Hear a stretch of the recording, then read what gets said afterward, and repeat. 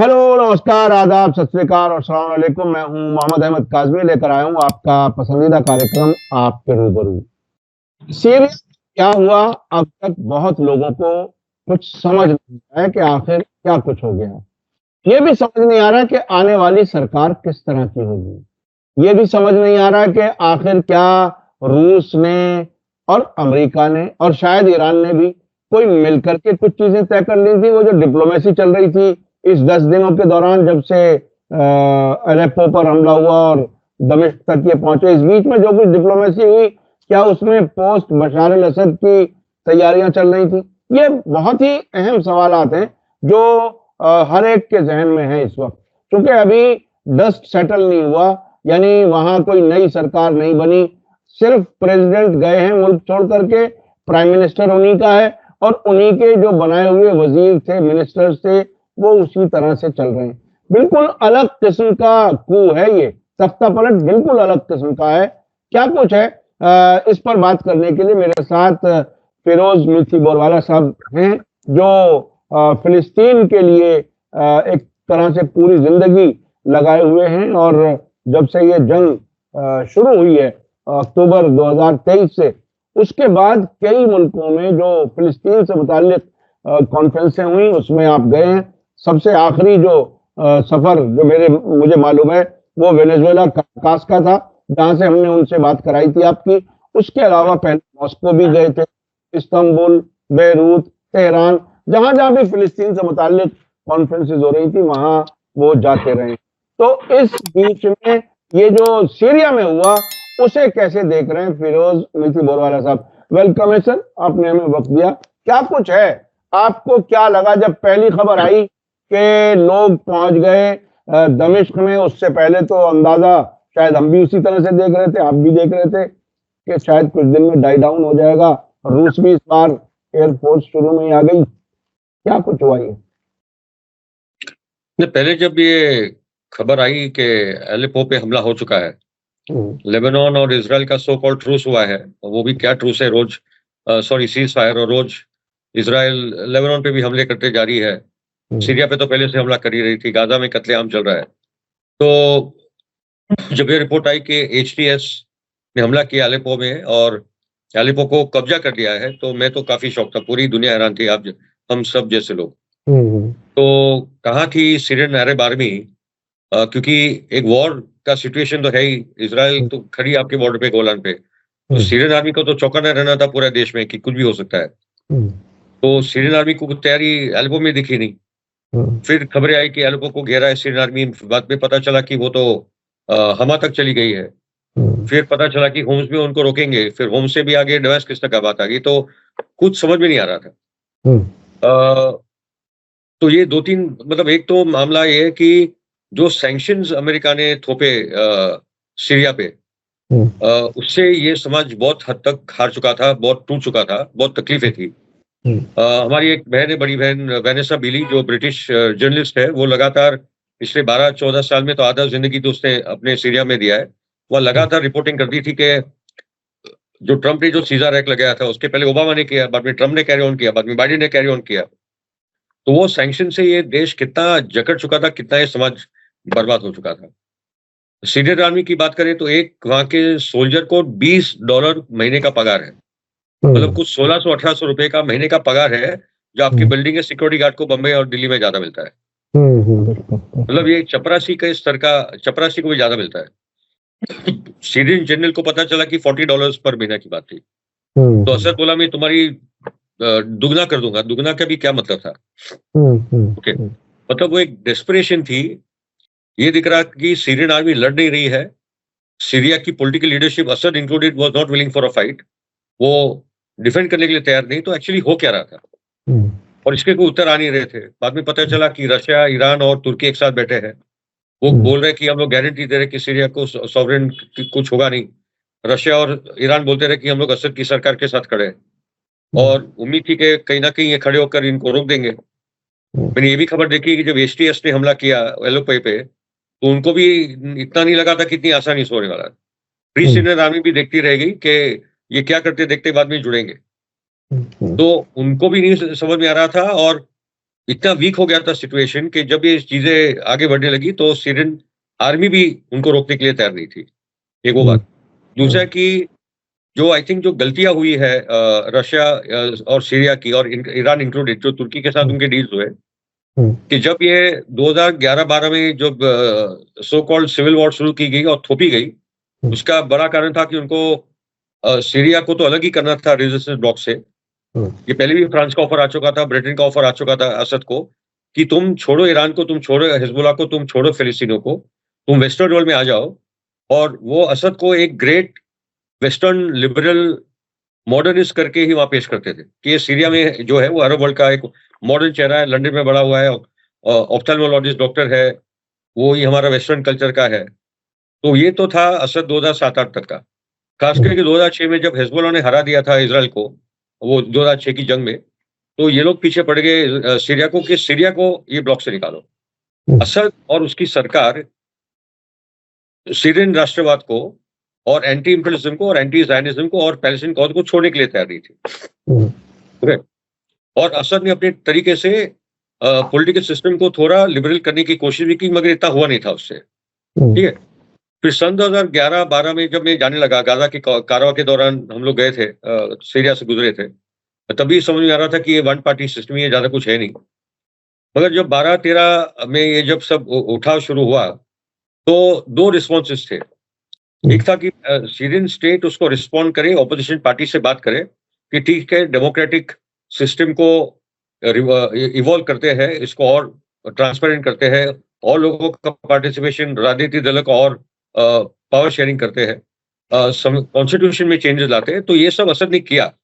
2014 में रेफरेंडम हुआ, और रेफरेंडम में लोगों ने मार्च किया वो रिफॉर्म कॉन्स्टिट्यूशन को लेकर, क्योंकि कतर और सऊदी चाहते थे कि ये सिविल वॉर हो जाए। मगर अरब लीग की कमेटी गई थी 2012-13 के दौरान, मैंने सब पे लिखा है उस दौरान, कि उन्होंने कहा कि अगर सिविल वॉर हुआ तो सीरिया और ये पूरा इलाका बर्बाद हो जाएगा। तो जरूरी है कि पॉलिटिकल डायलॉग हो असद सरकार के बीच में और पॉलिटिकल ऑपोजिशन के बीच में, और उसमें से कोई रास्ता बनाया जाए। मगर कतर और सऊदी में को कोई इंटरेस्ट नहीं था, क्योंकि उन्होंने लिबियन पैटर्न को कर दिया था, आईसिस अलकायदा को भेज दिया था। ऊपर से अमेरिका, ब्रिटेन, फ्रांस ने, यूएई के बॉम्बर्स प्लेन्स ने, सऊदी कतरी जेट्स ने ऊपर से कवर दे दिया था, और आईसिस ने नीचे जाकर गद्दाफी को 6 महीने के अंदर खत्म कर दिया था। उन्हीं लोगों को, उन्हीं आईसिस अलकायदा को बाद में तुर्की में लाया गया और तुर्की से भेजना शुरू किया सीरिया। उनको लगा था कि 6-8 महीने में ये भी सिलसिला खत्म हो जाएगा, मगर सीरिया ने रेजिस्ट कर पाया। सीरिया का एक कल्चर है सीरियन नेशनलिज्म का, अरब नेशनलिज्म का, जो बहुत स्ट्रांग है, और वो सेक्युलर है और वो सबको जोड़ने वाला है। मगर 2015 में परिस्थिति बहुत ही गंभीर हो गई थी।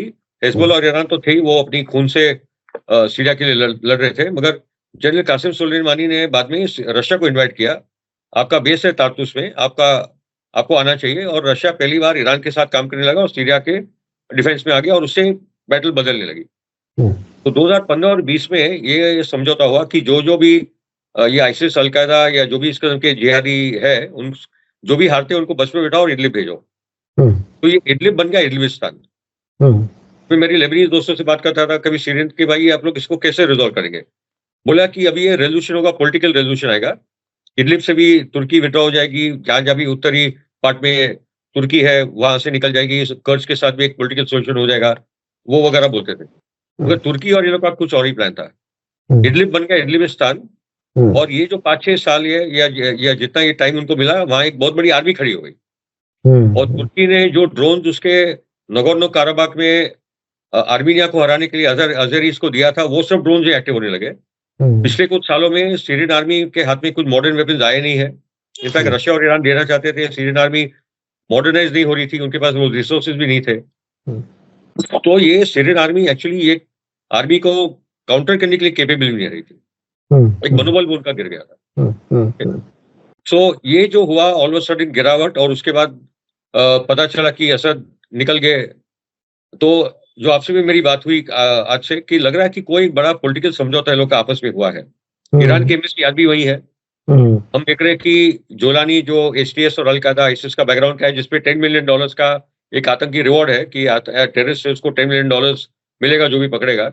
सीएनएन कोई देना चाहता, क्योंकि सीएनएन ने उसको पकड़कर उसका इंटरव्यू किया है, तो जो भी एंकर थी उसको $10 मिलियन देने चाहिए थे। ओके, तो किस प्रकार से अमेरिकन मीडिया में ऑल ऑफ सडन ये एक मॉडरेट अलकायदा की बात जो जैक सलिवन ने हिलरी क्लिंटन से भी बात की थी कि ये अलकायदा हमारे साथ है सीरिया में, ये हमारे साथ है, और आइसिस एक्सट्रीमिस्ट है, अलकायदा मॉडरेट है, तो भी अलकायदा को लेकर हमको काम करना चाहिए। इतना तो पागलपन ये लोग का चला था। ओके, तो फाइनली अभी जो भी उसको टेलीप्रॉम्प्टर स्पीच अगर जोलानी को दी गई है कि तुम्हें ये बात करनी पड़ेगी कि डाइवर्स इंक्लूसिव सीरिया बनेगा, ये शब्दों का स्पेलिंग उसको आता नहीं, मुझे पता नहीं, क्योंकि अलकायदा ये सब बातें कर रहा है, अच्छी बात है।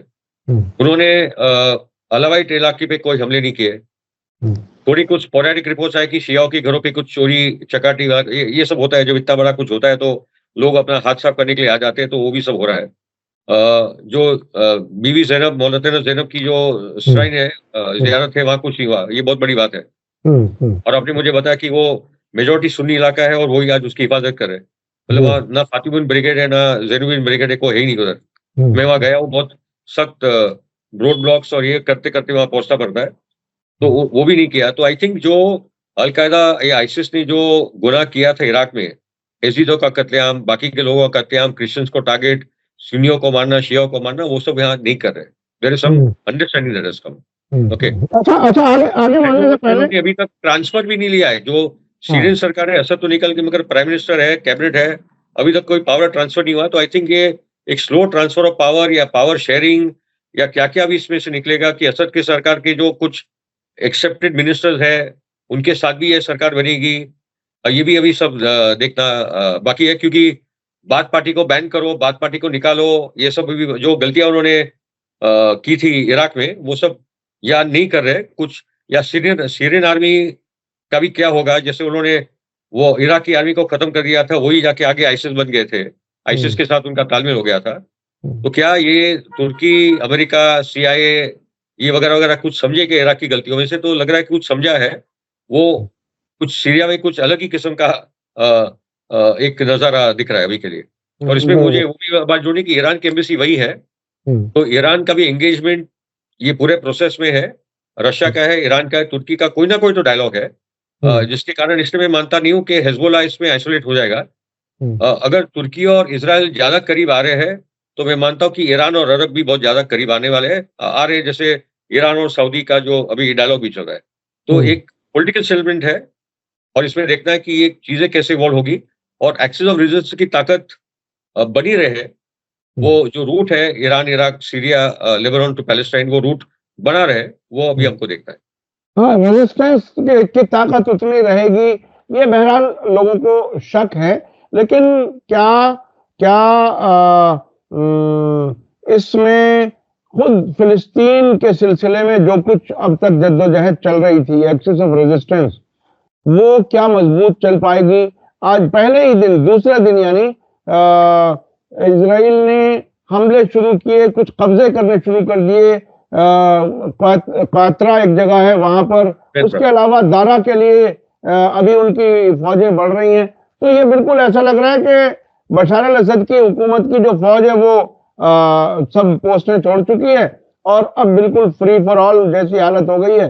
ऐसे क्या कुछ होगा? और एक कोई बहुत पुराना एग्रीमेंट था, उसको खत्म करने की बात कही नेतन्याहू ने कि अब हमारी वो अंडरस्टैंडिंग अब नहीं रही है, अब हम, यानी उन्होंने एक तरह से अपने आप को आजाद जहां तक बढ़ना चाहे बढ़ जाए, और फौजों के ठिकानों पर हमले हो रहे हैं। मतलब उसमें ये जो फौजों के ठिकाने पर हमले हो रहे हैं, मुझे ऐसा लगता है, आपकी क्या राय है कि क्या यहाँ बिल्कुल कमजोर तरीन फौज की हालत जैसे लेबनान में है, उस तरह की कोई चीज यहाँ बनाना चाहते हैं कि पड़ोसी तो हो, अलग मुल्क भी हो, लेकिन फौज मजबूत ना हो? क्या इस तरह की कोई चीज हो सकती है? आपको क्या लग रहा है? इसका पहला उत्तर तो एर्दोगान को देना चाहिए, और वो जो लोग जो असद का डाउनफॉल को आज खुशी मना रहे हैं, उनको देना चाहिए। उनका बोलना कि असद गोलान को ले नहीं पाया, मगर असद की परिस्थिति थी नहीं कि वो गोलान को ले पाते, क्योंकि अगर वो उसकी आर्मी साउथ की तरफ बढ़ती गोलान को आजाद करने के लिए, तो वहां तुर्की बैठा है ऊपर देश में घुसने के लिए, जो ऑलरेडी घुसपैठी कर चुका है। तो 2.5 करोड़ की आबादी है, 1.5-2 लाख की फौज है, उसको ये जिहादिस्ट के खिलाफ भी लड़ना है, इजराइल के खिलाफ भी लड़ना है, तुर्की के खिलाफ भी लड़ना है, नॉर्थ ईस्ट में कुर्द जो है अमेरिका के सपोर्ट से, तो क्या क्या कर पाते, मगर 2011 से मतलब लगभग 14-15 साल वो सस्टेन कर पाए और इजराइल को रोक के रखा, लेबनान को सपोर्ट करते रहे, पैलेस्टाइन को सपोर्ट करते रहे और आज सीरिया ने एक्चुअली उसके लिए वो चुकाया है। अगर असद उनकी बात मान जाता तो इकोनॉमिक सैंक्शन हट जाते, एक अच्छी खासी इकोनॉमी उनकी बन जाती जो यूरोप के साथ, अमेरिका के साथ इंटीग्रेटेड रहती। वो प्रेसिडेंट असद और बाथ पार्टी ने किया नहीं है। ना रेजिस्टेंस को उन्होंने बिट्रे किया, ना फिलिस्तीनी को बिट्रे किया, ना हिजबुल्लाह को बिट्रे किया। तो एक तो ये बात हम लोग समझ लें। तो आज जो लोग खुशी मना रहे कि असद एक डिक्टेटर था और वो शिया था और एलेवाइट था, उनको पता होना चाहिए कि असद की कैबिनेट में 99% सुन्नी थे। इकोनॉमी देश की सुन्नियों के हाथ में कंट्रोल में थी। क्रिश्चियंस तो थे ही नहीं वो कैबिनेट में। अलवी का एक अगर एक रोल है तो वो मिलिट्री वाला मामला है। तो जो लोग बोलते हैं कि असद एक शिया था, अलवी था, अगर वही बात होती तो उसको 2 दिन के अंदर हाथ से पकड़कर वो कैबिनेट के उसके बाकी के मिनिस्टर उसको निकाल देते। कतर ने कोशिश की थी, वालिद मोअल्लम जैसे जो फॉरेन मिनिस्टर थे, बहुत बड़े फॉरेन मिनिस्टर, कि हम तुम्हें मिलियंस ऑफ डॉलर देते, तुम असद को हटाओ, तुम बन जाओ। एक भी असद के कैबिनेट के साथी बिकने के लिए नहीं तैयार थे। आप सोचे, सीरिया के पास इतना बड़ा तेल नहीं कि सब बिलियनर्स है। अगर उनके जो मिनिस्टर थे, जितने सुन्नी मिनिस्टर थे कैबिनेट के, कोई भी बिकने के लिए नहीं तैयार था, ना कोई ब्लैकमेल में सरेंडर होने के लिए तैयार था। ये कोई एक बहुत ही कमाल किस्म की इनफैक्ट सरकार थी और वो रिफॉर्म कर रहे थे, कॉन्स्टिट्यूशनल रिफॉर्म्स आ रहे थे, मगर उनको मौका ही नहीं मिला वो देश को कॉन्स्टिट्यूशनल रिफॉर्म चलाने के लिए। सैंक्शन डाले गए और लगातार तुर्की और ये जिहादियों के ये प्रेशर बनाता रहा। उसके अलावा अमेरिका ने तेल वाले इलाके पर कब्जा किया हुआ था और वहां की एग्रीकल्चरल जो प्रोडक्ट्स होती थी वो भी चोरी होकर के जाती थी। पूरे जो अनाज के खेत है, अनाज के खेत नॉर्थ ईस्ट में, यूफ्रेटिस के ऊपर के जो इलाके हैं, जो तेल के कुएं हैं, वो सब इनके इसमें है। आपने सैंक्शन लगा दिए।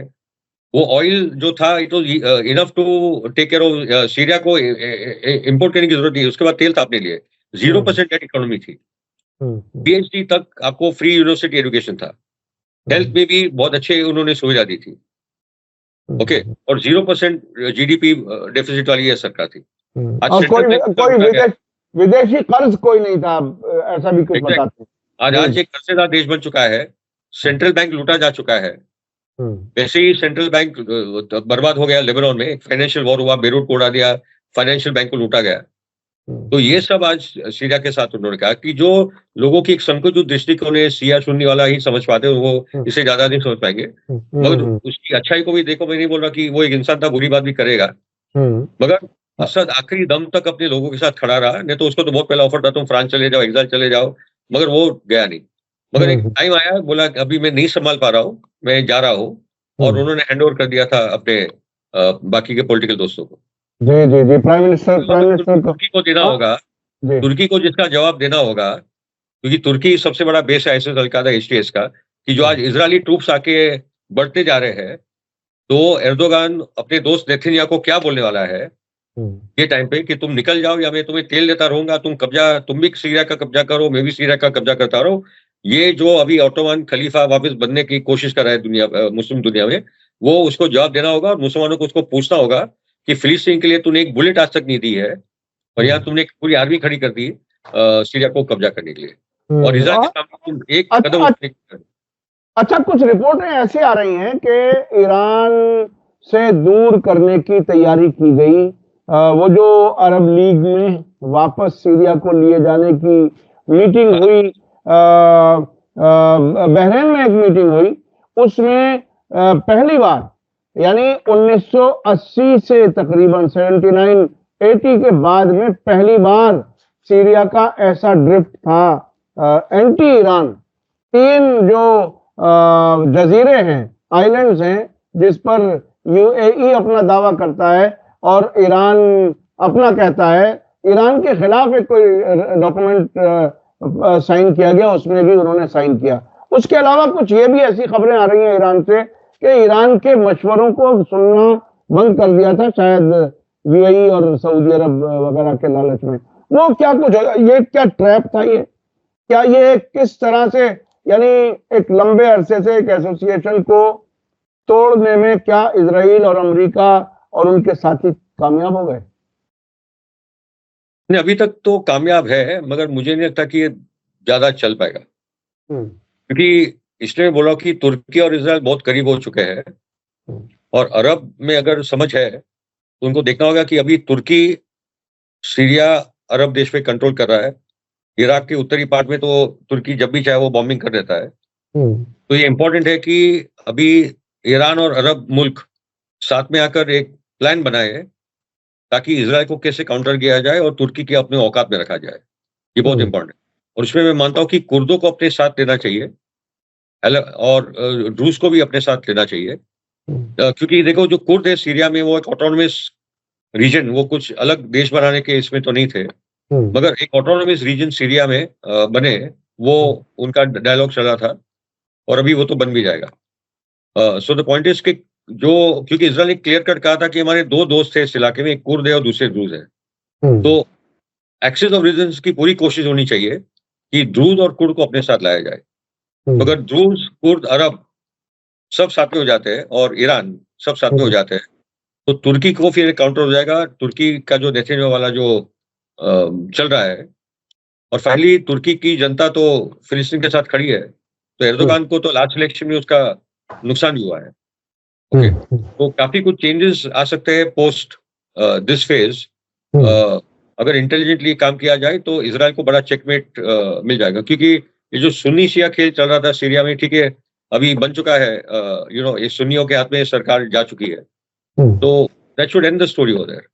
And again I'm saying that Assad never behaved like a Shia Alawite or anything like that. So वो सेकुलर था, वो पूरे समाज को लेना चाहता था साथ में, और इलेक्शन में तो मैंने देखा है कि सुन्नी मेजोरिटी भी उसके साथ आ गई थी, ताकि वो इलेक्शन मैंने जाके ऑब्जर्व किया था वहाँ। ओके, और 2014 में फूट ही गया था जब देखा कि इलेक्शन से नहीं आ रहे, तो फिर उन्होंने एसएस और अलकायदा वाला पत्ता 2014 में चालू कर दिया था। तो I think we are the interesting phase. Israel ने कुछ चीजें अभी जीती होगी, मगर अभी ये जो 7 अक्टूबर की जो क्रांति, जो उठाव शुरू हुआ है, वो फिलिस्तीन की आजादी की तरफ ही बढ़ेगा। आजादी की जंग में आप जीतोगे भी, कभी कभी हारोगे, फिर आप जीतोगे, तो कुछ हार हुई है बीच में, इजराइल भी अपनी चाल चली है, मगर Israel is working at a losing game, उसका कोई भविष्य नहीं। ऐसा अभी कोई एक नजरिया है कि अभी तुर्की, रूस और ईरान के बीच में कुछ ऐसी अंडरस्टैंडिंग है कि बशर अल असद के बाद क्या और कैसे, और इसमें अमेरिका और इजराइल कहीं पिक्चर में नजर नहीं आ रहे, इस तरह की भी कुछ एक नैरेटिव है, एक सोच है। तो इसमें कितने दिन अमेरिका और इजराइल खुश हो पाएंगे कि सीरिया में हमारा दुश्मन गिर गया और अब सीरिया हमारे हाथ में, क्या वाकई उनके हाथ में चला जाएगा? अभी एक दिन का जो 2 दिन का, क्योंकि ये तजर्बा लंबा नहीं है, 1.5 दिन का जो तजर्बा है वो इतना है कि इजराइल ने हमले किए और एसटीएस ने कोई जवाबी एक बयान भी नहीं दिया इजराइल के खिलाफ। तो ये बहरहाल एक मैटर ऑफ कंसर्न है। इसे किस तरह से, क्या कैसे समझा जाए? देखिए, सीरिया की जनता हाईली पेट्रियोटिक है। ओके, मुझे याद है, मैं जब 2015 में था तो मैंने एक टैक्सी ड्राइवर था वो, तो मैंने पूछा था कि आपको, मतलब जो हो रहा है आपके देश में, आपको, आप कैसे देखते हैं? तो वो टैक्सी ड्राइवर ने मुझे कहा, जतिन जैसे मेरे पत्रकार दोस्त साथ में थे, कि हमारी सिविलाइजेशन 10,000 साल पुरानी है, हम लोगों ने बहुत कुछ देखा है, ये दौर भी हम लोग देख लेंगे। एक टैक्सी ड्राइवर मुझे 10,000 साल की पूरी हिस्ट्री बता रहा है, तो ये सिविलाइजेशन है। ओके, एक्चुअली जब आप बात करो लोगों से, तो सुन्नी कौन, शिया कौन, क्रिश्चियन कौन नहीं समझ में आता। भारत में तो जाति पाति धर्म बरम आधा मिनट में सब पता चल जाता है, वहां नहीं समझ आता था। तो सीरियन नेशनल आइडेंटिटी बहुत स्ट्रॉन्ग है। आई थिंक ये समाज थक चुका था, और अगर एचटीएस इजराइल के साथ मिलकर काम करेगी और सीरियन टेरिटरी एचटीएस देती जाएगी, तो एचटीएस के खिलाफ भी सीरिया की जनता उठेगी। 3 महीना होगा, 6 महीना होगा, मगर कहीं ना कहीं उठाव होगा। शायद असद को इनवाइट कर लेंगे कि तुम आके सीरिया को बचा लो ये लोगों से। अभी हम लोगों ने तुर्की को समझ दिया, एचटीएस को भी समझ दिया। तो अगर एचटीएस की ईमानदारी है सीरिया के साथ, तो पहले तो वो तय करे कि वो अभी इजराइल को जाके रोके कि तुम ये एंट्री बंद करो और हम तुम पे अटैक करने वाले। तो जुलानी पहले वो अपने आप को प्रूव करे, मगर अगर वो ट्रेटर निकला कि इजराइल को उससे काउंटर नहीं किया, तो उस पे सीरिया में फिर विरोध चालू होगा। ओके, और उसमें जो रेजिस्टेंस एक्सिस है वो बड़ा रोल वापस सीरिया में प्ले करेगी, और जो सीरिया में जो अवाम है जो रेजिस्टेंस के साथ है, वो वापस इकट्ठा हो जाएंगे, और बात पार्टी में वो जो एलिमेंट्स है जो जो रेजिस्टेंस के साथ खड़े हुए वो सब वापस खड़े हो जाएंगे। तो अभी तो ये कहानी चल रही है, ये कोई क्लोज चैप्टर नहीं है, अभी तो बहुत कुछ होना है। और तुर्की और एसटीएस का अगर प्रो इजराइल रोल बना रहा तो फिर तो ये काम से गए, फिर वो ये बहुत बड़ी अभी बहुत कुछ होना बाकी है। अभी ताजा खबरें ये बता रही हैं कि यमन की तरफ से हमले बाकायदा, आज भी एक ड्रोन से हमला किया गया है, बहुत ही, यानी उसे नहीं रोक सके। और वो स्टोरी बाकायदा इजरायली मीडिया में छपी भी कि हमने कोशिश की, हवाई जहाजों से भी कोशिश की उसे रोकने की, वो नहीं रुक सका और उसने अपना टारगेट जो तय किया हुआ था वहां जाकर के लगा। तो बहरहाल तेहरान से कुछ इस किस्म के इशारे मिल रहे हैं कि अगर साल 2 साल ये रिश्ता, ज्योग्राफिकल जो कनेक्शन था, ये कटा भी रहा तो हिजबुल्लाह के पास भी बहुत कुछ सामान है, और उधर हूथी अंसारुल्लाह का तो खैर वो मसला ही नहीं है, वो तो दूसरे रास्ते पर है। तो यानी रेजिस्टेंस इतना कमजोर नहीं है कि इतनी जल्दी गिर जाए या कमजोर हो जाए। तो ऐसी हालत में इजराइल अभी नेतन्याहू तो काफी खुश नजर आ रहे हैं।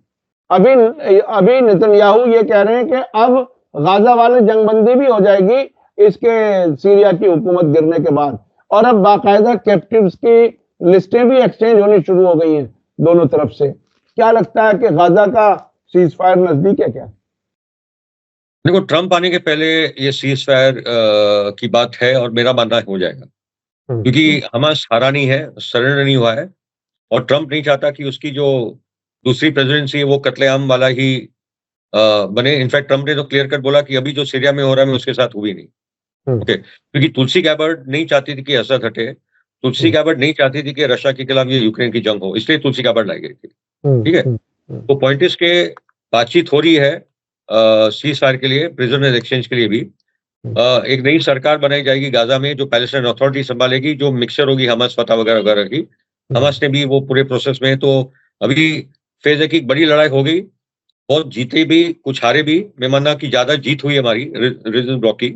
ओके, और अभी वापस टाइम आएगा कि वापस हम समाज को अपना खड़ा करें। ऑलराइट, और सीरिया में नेतन्याहू 2-4 दिन हंस भी लेगा, मगर जो बैकलैश आने वाला है सीरिया से आने वाले महीनों में, ये भी ये लोग देखते रह जाएंगे, क्योंकि सीरिया की जनता बहुत ही नेशनलिस्ट है, बहुत ही देश प्रेमी है। थक चुके थे वो लोग 15 साल की जंग के बाद। 2011 से लगातार 14 साल की जंग सीरिया में चली है, और समाज बहुत ही दब चुका है ये पूरे जंग के इसमें। मगर एचटीएस और तुर्की को लगा कि वो लोग ये तरीके से समाज को कंट्रोल कर पाएंगे, और अमेरिका और इजराइल के दबाव में इस सीरिया को रखेंगे तो ये होना नहीं है। ईरान वहां खड़ा है, इराक भी वहां खड़ा है, हिजबुल्लाह भी आज भी ताकतवर है, और ताकत उनकी और बढ़ती जाएगी। तो इसलिए मैं बोल रहा हूँ कि इजराइल अपने हटकंडे आखिरी में जब एम्पायर गिरती है तो वो अपने कुछ हटकंडे का इस्तेमाल करती है, कुछ टाइम तक वो चल भी जाता है, मगर इवेंचुअली वो गेम उनकी कोलैप्स होनी है, और गेम उनकी कोलैप्स होनी है। और इजराइल का जो आखिर, इस जंग के आखिर में क्या कुछ नजर आ रहा है? क्या जंग खत्म होने के कुछ इम्कान, यानी मैं फिर वहीं आ गया कि क्या किसी तरह से इजराइल वापस एक मजबूत उसी तरह से खड़ा हो सकेगा, या जैसे उसका नैरेटिव समझ लीजिए, या उसके बारे में जो एक ख्याल था कि बड़ा मजबूत मुल्क है, क्या कभी वो हो सकेगा क्या? देखिए, 2 स्तर पे इजराइल को बहुत नुकसान हो गया है। नंबर 1 है कि ज़ायनिज्म की जो नैरेटिव है वही कोलैप्स हो गई है। आज इजराइल एक वॉर क्रिमिनल देश है, नेतन्याहू एक वॉर क्रिमिनल है, तो वो तो ये वॉर से बात आ गई। दूसरी बात कि जो इटर्नल विक्टिम्स है इजराइल सो कॉल्ड, तो हमको ही हम ही मरे हैं और हमारे साथ ही सब बुरा हुआ है। बाद में पता चला कि उन्होंने क्या क्या दुनिया में बुरा किया, तो उन्होंने ये जो जेनोसाइड हॉलोकॉस्ट हुआ है गाजा में, तो जो दुनिया की सिंपैथी इजराइल की वो खत्म हो चुकी है। तो वो कार्ड उनके हाथ से गया है, हॉलोकॉस्ट कार्ड, विक्टिम कार्ड, वो कार्ड गया है। तीसरी बात कि वो हमास को हरा ही नहीं पाए। आज भी कौन सा सफेद झंडा लेकर हमास खड़ा है? तो गाजा में आप हरा नहीं पाए, आप बलात्कार कर रहे हो, बच्चों को टॉर्चर कर रहे हो, बच्चों को गोली मार रहे हो, पता नहीं और क्या क्या आपने किया है। तो आज इजराइल की पूरी दुनिया में छवि खराब हो गई 3-4 मुल्कों की सरकारों के साथ। वो मुल्कों में जनता 70% आज इजराइल के साथ नहीं है। तो स्ट्रेटेजिकली इजराइल की बहुत सारे हार हो चुकी है, मिलिट्री फील्ड में भी। लेबनान में एक गांव नहीं ले पाए, हमास को हरा नहीं पाए। सीरिया की ये जो पोजीशन है उसमें उन्होंने अपना एक कार्ड खेल दिया है, मगर ये भी टेम्पररी है और सीरिया में उठाव होगा, इजराइल के खिलाफ भी उठाव होगा। सीरिया में भी इजराइल के खिलाफ आवाज उठेगी और ये जो अभी फिलहाल जो एक खुशी का माहौल है वो ज्यादा दिन शायद नहीं चल सकेगा। अब आने वाले वक्त में चैलेंजेस बहुत बड़े हैं, कोई भी नई सरकार होगी, इकोनॉमी बिल्कुल नीचे है, अमेरिका भी बैठा हुआ है, तुर्की भी बैठा हुआ है, इजराइल के अब कब्जे बढ़ते जा रहे हैं, कौन सी वो सरकार होगी जो मजबूती ऐसे वक्त में, जबकि फौज बिल्कुल तकरीबन नदारत जैसी हालत में पहुंच गई, तो ऐसी हालत में क्या कुछ होगा, कौन इसे चलाएगा। बहुत बहुत शुक्रिया फिरोज मीठी बोरवाला साहब, आपने हमें वक्त दिया। आप मुसलसल सफर में भी रहे और आपने पिछली बार कराकास से हमसे बात की थी, दिन और रात का फर्क था भारत का और वहां का, उसके बाद भी आपने टाइम निकाला, उसके लिए शुक्रिया। इसी के साथ मुझे दीजिए इजाजत। मैं अपने दर्शकों से कहना चाहूंगा कि मीठी बोरवाला साहब की स्टडी और डायरेक्ट जो इंटरेक्शन है लोगों के साथ और विजिट करते हैं दुनिया भर में, समझते हैं चीजों को, वो निचोड़ आता है उनकी बातों में और हम आप तक पहुंचाते हैं। बहुत बहुत शुक्रिया। इसी के साथ मुझे दीजिए इजाजत। धन्यवाद, शुक्रिया। जय भारत, जय हिंद। मीडिया स्टार वर्ल्ड के और वीडियो देखने के लिए हमारे चैनल को सब्सक्राइब करें और सीधे नोटिफिकेशन पाने के लिए बेल आइकन दबाएं। और अगर हमारी खबर सच्ची और अच्छी लगे तो अपने व्हाट्सएप, इंस्टाग्राम, फेसबुक और ट्विटर अकाउंट पर जरूर शेयर करें।